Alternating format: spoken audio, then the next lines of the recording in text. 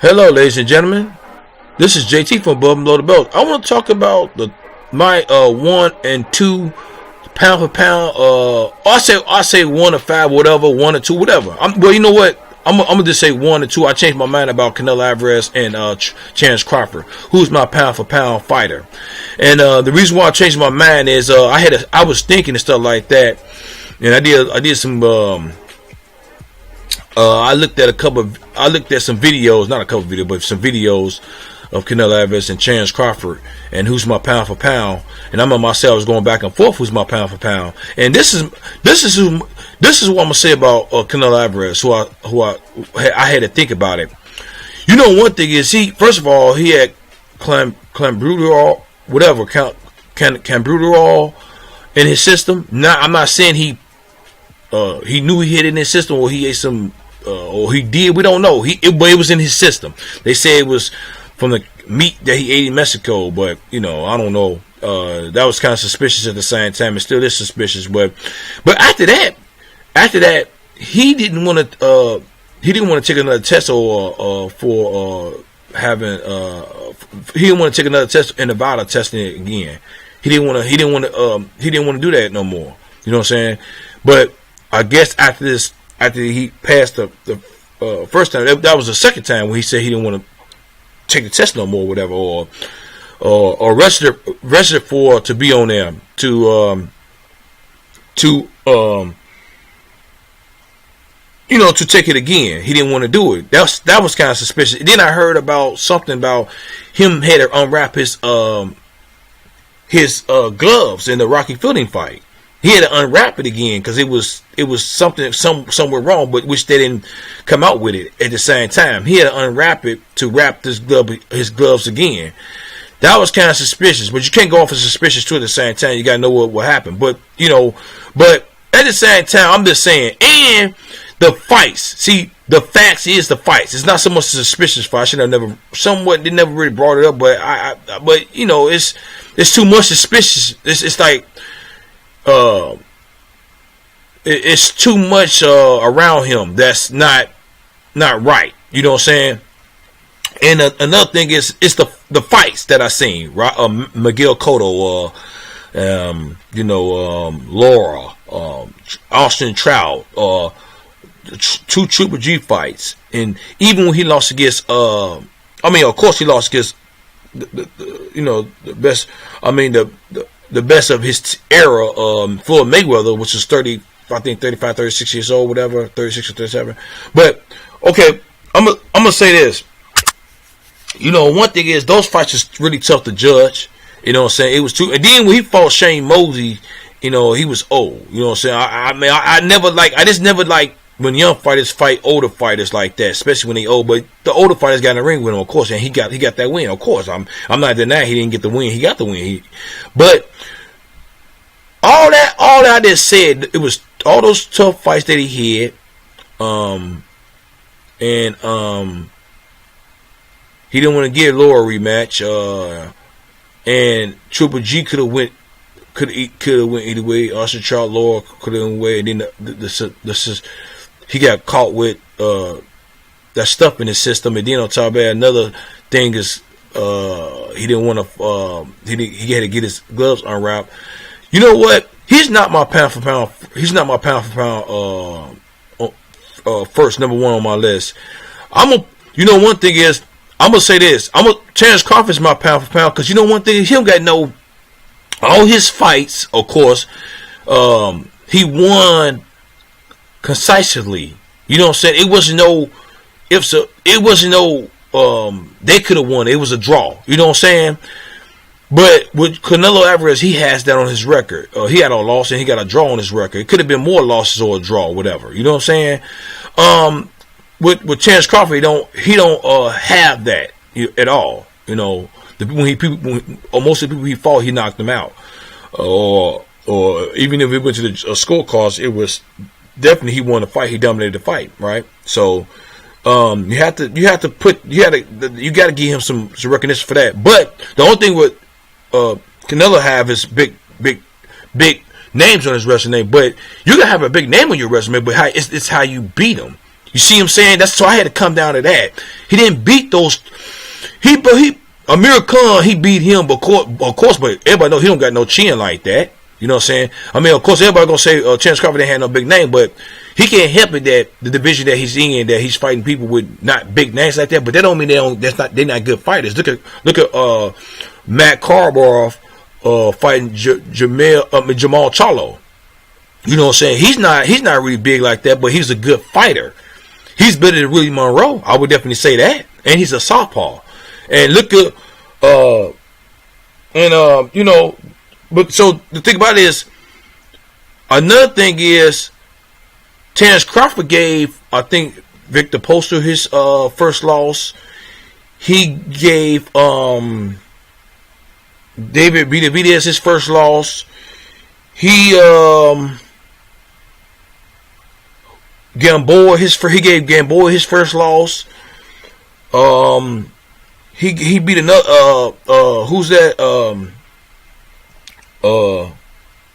Julius Odongo, he gave his first loss, and he beat Felix Diaz. I think that's his name. I forget. If that's not his name, I forget. But Felix, he gave his second loss. I'm not saying Felix is a really good fighter, but he still came to win. It's just, and then Terence Crawford is a better fighter than Canelo Alvarez. And another thing is why I said that in the old video, and I'm gonna say this too. Terence Crawford, he can switch to southpaw and orthodox. And another thing is he's moving up on weight and he's knocking them down too at the same time, knocking them out. You know what I'm saying? But the people in the welterweights not calling him out like Keith Thurman, Sean Porter.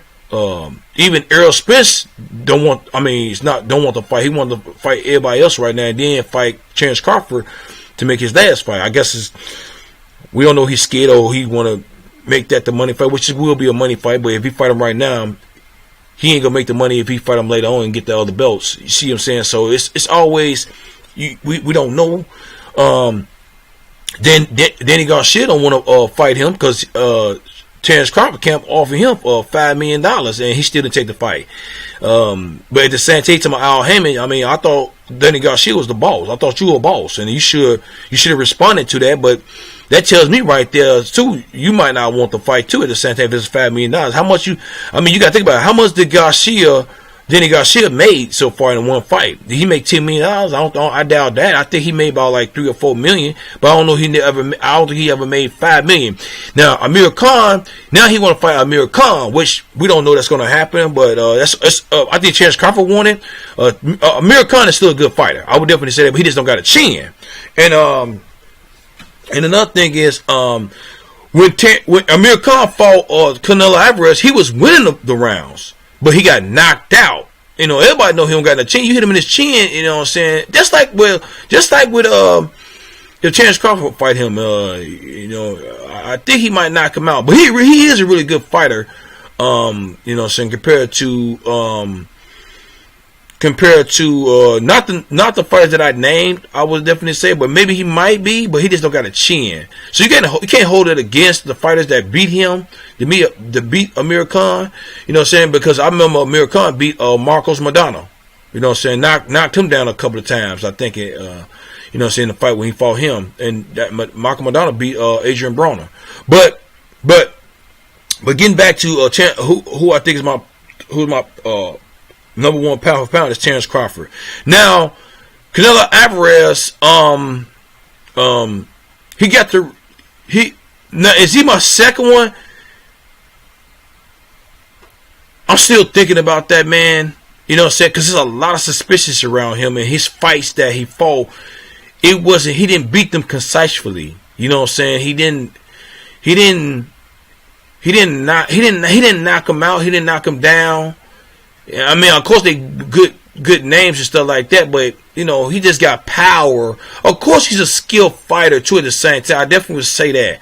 But I had to think about this. So I really had to think about this. So I'm like, I remember I was back and forth with that.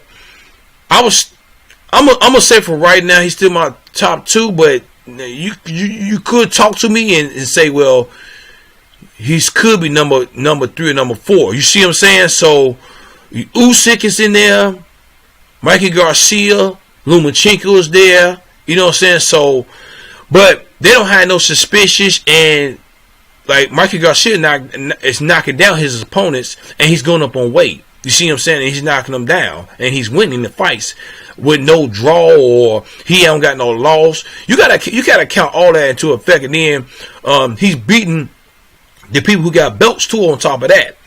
So and you got to think about this. Terence Crawford unified a weight division.